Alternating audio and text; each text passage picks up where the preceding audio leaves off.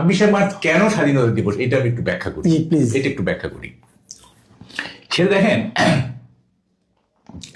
কি বলে যে শুরুটা আমি শুরু থেকে বলি। 1970 সালের যখন নির্বাচন হলো, আমরা মানে জয়যুক্ত হলাম, 167টার মধ্যে 169টার মধ্যে সারা পাকিস্তানে 169টা পাইলাম। স্বাভাবিকভাবে আমরা ধরে নিলাম যে পাওয়ার ট্রান্সফার হবে এবং Sheikh Mujib will be the prime minister of Pakistan. এইটা আমাদের মধ্যে কোনো উদ্বেগ ছিল না। কোনো 70 সালে আমাদের মধ্যে কোনো উদ্বেগ ছিল না, ঠিক আছে। নির্বাচনের পরে বঙ্গবন্ধুর কাছে পাওয়ার ট্রান্সফার করা হবে। তো এখন ইয়াহিয়া খান 3 মার্চ পার্লামেন্টের অধিবেশন ডাকলেন, ঠিক আছে। তাহলে ওই অধিবেশনে শেখ মুজিবুর রহমান পাকিস্তানের প্রধানমন্ত্রী হিসেবে ডিক্লেয়ার হল। তা আমরা তো আসি। 1 মার্চ আমরা স্টেডিয়ামে গেলাম খেলা দেখতে। খেলাকার পাকিস্তান ভার্সেস এমসিসি। তা আমরা কিন্তু যেহেতু আমরা তখনও পাকিস্তানি, আমরা পাকিস্তানের পাকিস্তানের পক্ষে করতেছি। আসিফ ইকবাল এবং সরফরাজ নওয়াজ ব্যাটিং করতেছে, আমরা হই হুল্লা করতেছি, একটা 4 মারতেছে, বাউন্ডারি মারতেছে, আমরা পাকিস্তানের পক্ষে করতেছি। আমাদের কোনো উদ্বেগ নাই, অত পাকিস্তানি, তাই না? তো ওই স্টেডিয়াম আপনি নিজে ছিলেন স্টেডিয়ামে? হ্যাঁ, আমি কেন বলতেছি এগুলো। আচ্ছা। তো তখন স্টেডিয়ামে আপনার অনেকে ছোট রেডিও নিয়ে গেছে এই রানিং কমেন্টারি শোনার জন্য। খেলাও দেখবে, আবার রানিং কমেন্টারি শুনবে। এটা একটা মজা আর কি, কারণ ক্রিকেট লিটারেচার তো একটা খুব পাওয়ারফুল লিটারেচার, শুনবে। এবং একটা সময় আপনার রানিং কমেন্টারি বন্ধ করে বলা হলো যে ইয়াহিয়া খান এখন জাতির উদ্দেশ্যে ভাষণ দেবেন 1 মার্চ দুপুর 1টায়। তো উনি ভাষণ দিলেন। জাস্ট যখনই উনি বললেন যে কি national assembly is postponed for the indefinite period, অনির্দিষ্টকালের জন্য এই জাতীয় সংসদের অধিবেশন স্থগিত করা হলো। 3 তারিখে কিন্তু অধিবেশন হওয়ার কথা, মানে একদিন পরে। এটা প্রথম 1 মার্চের কথা, 3 মার্চে অধিবেশন বসার কথা। উনি ওইটাকে অনির্দিষ্টকালে স্থগিত করে দিলেন। যেই অনির্দিষ্টকালে স্থগিত করে দিলেন, কয়েক সেকেন্ডের মধ্যে আমরা পাকিস্তানি থেকে বাঙালি হয়ে গেলাম। এটা কিন্তু কেউ বলে না।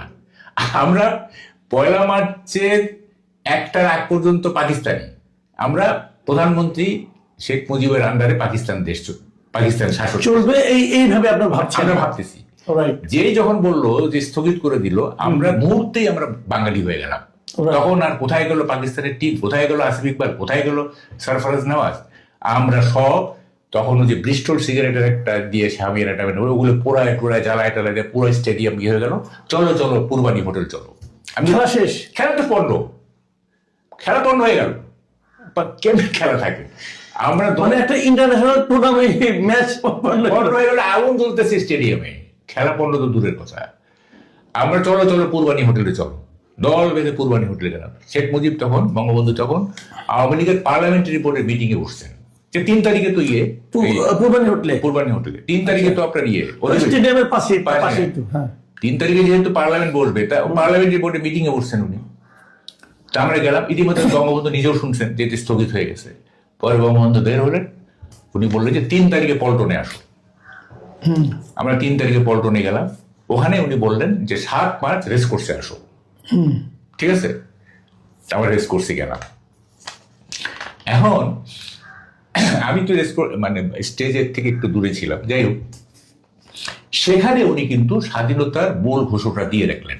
এরকম উনি শেষে বললেন, অনেক কথা বলার পরে বললেন যে এবারের সংগ্রাম মুক্তির সংগ্রাম, এবারের সংগ্রাম স্বাধীনতার সংগ্রাম।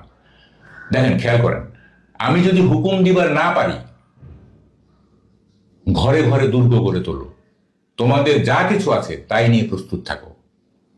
খেয়াল করেন কিন্তু কথা, এবারের সংগ্রাম স্বাধীনতার সংগ্রাম। আমি যদি হুকুম দিবার না পারি, ঘরে ঘরে দুর্গ গড়ে তোলো, তোমাদের যা কিছু আছে তাই নিয়ে প্রস্তুত থাকো। ঠিক আছে, এটা স্বাধীনতার ঘোষণা কিন্তু হয়ে গেল। কারণ উনি ওটাকে ধারণা করেছিলেন হয়তো ওনাকে হয়তো জনগণের সামনে আসতে দেওয়ার মতো পরিস্থিতি নাও হতে পারে। তাই ঘটছে। হ্যাঁ, তাই হচ্ছে। তারপর দেখেন, এটা হয়ে গেল। তো মাঝখানের কথাটা একটু পরে আসতেছি। তো ক্র্যাকডাউনটা কখন হলো? 25শে মার্চ 12টার ঠিক আগে। ঠিক আছে, যখনই ক্র্যাকডাউন হইলো, তখনই এই বঙ্গবন্ধুর যে আমি যদি হুকুম দিবার না পারি, ক্র্যাকডাউন হয়ে যাওয়ার সাথে সাথে ওইটা কার্যকর হয়ে গেল, ওই স্বাধীনতাটা, বুঝতে পারছেন, কার্যকর হয়ে গেল। উনি তো বলে রাখছেন আগে যে আমি যদি হুকুম দিবার না পারি। ওই যে 12টার সময় ক্র্যাকডাউন হইলো, তাহলে কি দাঁড়ালো, একটু পরে কি হলো, 26শে মার্চ হয়ে গেল। এখন বঙ্গবন্ধু 26শে মার্চ ঘোষণা দিচ্ছেন কিনা, আর একটা ঘোষণা দিচ্ছেন কিনা, এই বিতর্কে আমি যাবোই না, এই বিতর্কে আমি যাবোই না। ওনার তো এটা বলাই আছে যে আমি যদি হুকুম দিবার না পারি, তো এটা কার্যকর হয়ে গেল, 26শে মার্চ স্বাধীনতার ঘোষণা হয়ে গেল, হয়ে গেল। এখন একটা প্রশ্ন আছে, সেটা হচ্ছে যে অনেকে বলে তাইলে 7 মার্চের এই যে 25 তারিখ পর্যন্ত ডায়ালগ হলো বঙ্গবন্ধুর সাথে এখানে, এইটা কেন হলো? আপনি যদি স্বাধীনতার ঘোষণা দিয়েই থাকেন, এটা একটা মৌলিক প্রশ্ন। তখন এইটা যুক্তিটা হচ্ছে বঙ্গবন্ধু মানে স্বাধীনতা যুদ্ধ হবেই, কিন্তু তখন কি হইতো, যদি বঙ্গবন্ধু শর্তে ইয়া খান রাজি হয়ে তাকে প্রাইম মিনিস্টার করতো, তাহলে উনি করতেন কি 6 দফার ভিত্তিতে যে জিনিসগুলো ছিল, 6 দফা, নেভাল হেডকোয়ার্টার এখানে হতে হবে, তারপর নানা রকম, তখন উনি করতেন কি নেভাল হেডকোয়ার্টার এখানে 6 দফায় আছে, ওটা থাকতো। আর্মি সাফল করতেন, পাঞ্জাবিদের পশ্চিম পাকিস্তানে চলে যেতেন, এখানে বাঙালি রিক্রুটমেন্ট একটা প্রস্তুতি নিয়ে তখন তিনি বলতেন যে আমরা we are no longer with you, আমরা আপনাদের সাথে থাকতে চাই না। অবশ্য ওই পর্যন্ত যাইতো কিনা সেটা অবশ্য ঠিক। এগুলি যখন নেভাল হেডকোয়ার্টার এখানে করতো বা আর্মি রিসাফলিং করতো, তখন তো ইয়াহিয়া খান তাকে অ্যারেস্ট করে ফেলতেন। তখন যুদ্ধটা ওই সময় শুরু হইতো, মানে যেটা 26শে মার্চ শুরু হয়েছে তখন আরেকটু প্রলং করতো, ঠিক আছে। তো এই যুক্তি খুবই মানে অপযুক্তি। উনি কেন ডায়ালগ করছেন? ওনার মাথায় তো আছে স্বাধীনতা, এখন এটা কিভাবে কার্যকর করতে হবে সেটা উনি জানতেন। আচ্ছা দেখেন, আরেকটা খুব বাজে একটা আছে, সেটা হলো যে উনি কেন সারেন্ডার, উনি ইন্ডিয়াতে কেন গেলেন না? হ্যাঁ দেখেন, মানে উনি যদি ইন্ডিয়াতে যেতেন না, তখন বলতো কি আরে এটা তো ইন্ডিয়ার ষড়যন্ত্র, ইন্ডিয়ার দোষর তো ইন্ডিয়াতে যাবেই। পরে আপনি আইদার ওয়ে মুশকিলে আছেন আর কি। যদি ভারতে চলে যেত উনি তাজউদ্দিনের মতো, তাহলে বলতো কি এটা তো ইন্ডিয়ার ষড়যন্ত্র, এইটা তো উনি ইন্ডিয়াতে যাবেনি, তাই না? তো উনি যে ধরা দিচ্ছেন, এইটা হচ্ছে ওনার খুবই দূরদর্শিতা। যদি ধরা না দিতেন তাইলে ম্যাসাকারটা আরো বেশি হইতো। তারপরে ধর যে কি বলে যে এই ইন্টারন্যাশনালি এটা একটা হইতো, যেটা রেসিস্ট মুভমেন্ট, এটা একটা বিচ্ছিন্নতাবাদী আন্দোলন। উনি দেশের বাইরে থেকে একটা বিচ্ছিন্নতাবাদী আন্দোলনকে নেতৃত্ব দিচ্ছেন, এরকম একটা ন্যারেটিভ দাঁড় হয়ে যেত কিন্তু, বুঝছেন? তো এদের দূরদর্শিতা, উনি ঘোষণা তো দেওয়াই আছে, তারপরে উনি অ্যারেস্ট হইতে অসুবিধা কি আছে? হ্যাঁ, ভারতে গেলে বরং অসুবিধা আছে। দেখেন কতগুলি জিনিস এমন না, এই যে বলে যে আওয়ামী লীগ বঙ্গবন্ধু ভারতের কি অনুগত ছিল, আরে 3 মাসের মধ্যে সেনাবাহিনীকে ফেরত পাঠানো কোন ইতিহাসে আছে? সোভিয়েত ইউনিয়ন যে আফগানিস্তানে অকুপেশন করে কতদিন পরে গেছে? হ্যাঁ, স্বাধীনতার মাত্র উনি তো লন্ডন থেকে দিল্লিতে আইসা যখন 10 জনের আসতেছেন, প্রথম কথা ছিল ইন্দিরা গান্ধীকে, আপনি কবে সৈন্য ফেরত নিচ্ছেন? হ্যাঁ, এবং 16 ডিসেম্বর হলো, এবং 17 মার্চ মানে তার জন্মদিনের আগেই তো ইন্ডিয়ান আর্মি চলে গেল। একটা মানে আপনি যদি বলেন যে এটা অকুপেশন আর্মি, তাই তাকে তো বঙ্গবন্ধু ফেরত পাঠাই দিল মানে ইন্ডিয়াতে, তাই না? তাকে কেমনে সে ইন্ডিয়ার দোসর হইলো? ইন্ডিয়ার দোসর হইতো সে এখানে ইন্ডিয়ান আর্মি রাখতো আরো বছরের পর বছর, তাই না? এই সমস্ত বাজে যুক্তি না, এগুলি মানে কেন বাজারে চলে আমি এটাই বুঝি না আর কি। তো যাই হোক, এখন এই যে মানে 26শে মার্চ, আমি এই বিতর্ক তুলবই না যে বঙ্গবন্ধু 26শে মার্চ কি বলে যে স্বাধীনতার ঘোষণা দিয়েছিল। তার মানে বঙ্গবন্ধু ঘোষণা ফিজিক্যালি ওনার মুখ দিয়ে উচ্চারিত হোক বা না, আলটিমেটলি এটা বঙ্গবন্ধুর ঘোষিত স্বাধীনতা। হ্যাঁ, বলছে যে আমি যদি হুকুম দিবার না পারি, এবং এরপর যা যা ঘটনা ঘটেছে ইনক্লুডিং জিয়াউর রহমানের 27শে মার্চে যে ঘোষণা, সবই বঙ্গবন্ধুর ওই বক্তব্যই প্রতিফলন এবং প্রতিধ্বনি। উনি তো বলছেন on behalf of our great leader, on behalf of our great leader মানে কি? হ্যাঁ, আমি জিয়াউর রহমানের ভাষণটা অফকোর্স এটার একটা বিরাট ইম্প্যাক্ট ছিল আমাদের মুক্তিযুদ্ধে। হ্যাঁ, এইটা আমরা ইন্সপায়ার্ড হয়েছি, সেনাবাহিনী আমাদের সঙ্গে আসছে ইত্যাদি। হ্যাঁ, তো এটা একটা বিরাট কিন্তু এইটার মানে এই না যে দেখেন মানে এটা মানে ধরেন জিয়াউর রহমান ঘোষণাটা দেয় নাই, তাহলে কি মুক্তিযুদ্ধ হইতো না? এটা তো একটা ধারাবাহিক ব্যাপার, তাই না? এই যে জিয়াউর রহমানকে কে চিনতো বলেন? কেউ তো চিনতো? উনি তো পলিটিক্স, আর সেনাবাহিনী তো পলিটিক্স আসার কোনো সুযোগই নাই, তাই না? উনি না থাকলে কি এমন হইতো? বা ধরেন যে যদি সেক্টর কমান্ডাররা কেউ না থাকতেন, হ্যাঁ, ধরেন ফর এক্সাম্পল খালিদ মোশাররফ নাই, কর্নেল তাহের নাই, মেজর জলিল নাই, তাহলে কি মুক্তিযুদ্ধ হইতো না? অন্যরা টেক ওভার করতো। বলেছিলাম এটা অনেকে বলে যে মানে বঙ্গবন্ধু 7ই মার্চের ভাষণের শেষে পাকিস্তান জিন্দাবাদ অথবা পাকিস্তান জিও পাকিস্তান এই ধরনের কিছু একটা বলে ভাষণটা শেষ করেছিলেন, এবং এটা বলার মাধ্যমে তারা প্রমাণ করার চেষ্টা করে যে বঙ্গবন্ধু আসলে কখনোই দেশের স্বাধীনতা চাননি, এই জন্য এটা বলেছিলেন। তো এটা আপনি তো যেহেতু আপনি বলছেন যে আপনি ওই দিন ওখানে ছিলেন, তো আপনি আসলে কি শুনেছিলেন? শুনেন, এইটা তখন জনগণ বঙ্গবন্ধুর চেয়ে আগায় গেছে, বঙ্গবন্ধু পিছিয়ে পড়ে গেছে। তখন বঙ্গবন্ধু এমন ভাবে বাঙালিকে জাগ্রত করছে, উদ্বেলিত করছে, যে বঙ্গবন্ধু যদি তখন মানে পিছিয়ে হাঁটতো তাহলে বঙ্গবন্ধু নিজেই আক্রান্ত হইতেন জনগণ দ্বারা, এমন জায়গায় উনি নিয়ে গেছিলেন আমাদেরকে। সুতরাং এইটা বলার কোনো স্কোপ নাই। আমি তো স্টেজের 25-30 হাত দূরে ছিলাম, এইটা উনি বলেন নাই।